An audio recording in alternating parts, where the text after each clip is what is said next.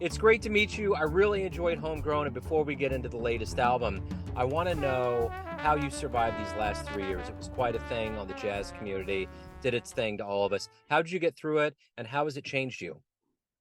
Yeah, so I was deciding whether I wanted to be an orchestral player or a jazz player for a while. And during the pandemic, I had a lot of time to really figure that out. I mean, we weren't playing gigs, I wasn't taking auditions and whatnot. So there was a lot of empty space going on. And I actually started working a job building ventilators during the pandemic up in Kokomo, Indiana. So it was away from music for a while, but really kind of fell in love with the idea that as much as the jazz community is, I'm a part of it. It's helped me so much. I didn't realize how much of a personal connection I had to the music really until the pandemic. I really realized that I needed that. I needed that community. I needed that art. And I mean, jazz is so much more than just playing an instrument on stage. I mean, there's the community, the aspect that you're communicating with an audience. The audience is such a part of the jazz community, the listener. So I think often, especially jazz musicians, we can get into an idea if we're an artist that it's all about us, and we have this special voice we're trying to create. But the hang and the interplay between audience and artist is so important, and realized how much I was missing that during the pandemic when we couldn't go out to clubs and see shows and hang with people and whatnot and get that that personal human connection with the audience that we have, which is so important.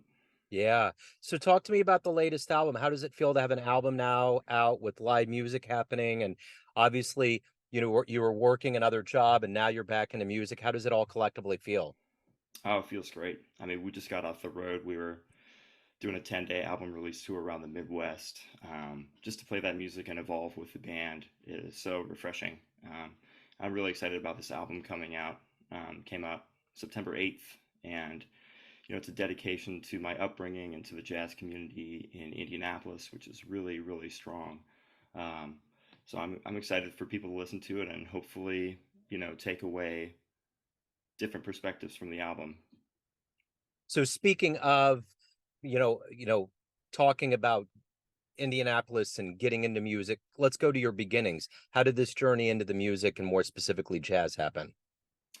Well, so my dad's a professional horn player, and growing up, he had all my sisters and I taking piano lessons, which we hated, and I was such a bad piano student. I didn't like it, but my twin got involved with the jazz band in middle school, and all my friends were doing it, so I started playing, and then found some records that my parents had, and would go after school, middle school, and just listen to this Smithsonian collection of jazz and yeah, Chick Corea, Humpty Dumpty, or Falling, uh, sorry, Mad Hatter. That's the album.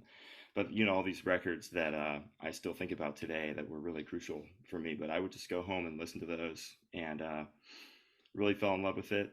Decided to switch to trombone in high school so that I could play in the jazz band. I was originally a euphonium player, um, and it's just there was no one point where I was like, I got to do this for a living. It kind of happened. It was, it's who I am. It's, what I've loved since middle school. So what was the first live jazz show you ever saw that blew you away? Oh, wow. Well, I think the first live jazz performance I saw that blew me away was at the Butler Youth Jazz Program, which is run by Matt Pivick at Butler University in Indianapolis. They had a great youth jazz program where we had a really intensive history lesson, and we learned about theory, got to play in combo and big band and start writing and transcribing and whatnot, and saw the faculty on Butler perform a set of music. And really, it was Kenny Phelps on drums, who's an incredible, incredible drummer. Just the way he played and the way he was so passionate about the music, even performing for a bunch of kids. It was just really, really inspiring for me to hear someone at that level play so passionately. So talk to me a little bit about what was your first gig? What was it like to get on stage the first time? Did it feel natural? How does it feel? Um, First gig, I think, was through that Butler Youth Jazz program. I was playing at the Jazz Kitchen. I was like probably 13 years old playing euphonium, and I was so scared. I was like, I had no clue what I was doing. And for a while it was like that. Getting on stage, especially in like an orchestral setting where you gotta be nails the whole time. It was really nerve wracking, but I don't really get that way anymore. Even this tour, it's just so fun to play with good musicians. I mean, things are going to happen, you're going to mess up, but it's how you come back from those, I guess, moments of failure. It's not failure. We're jazz musicians. All these things are like, as Bob Ross said, happy little accidents. Yeah.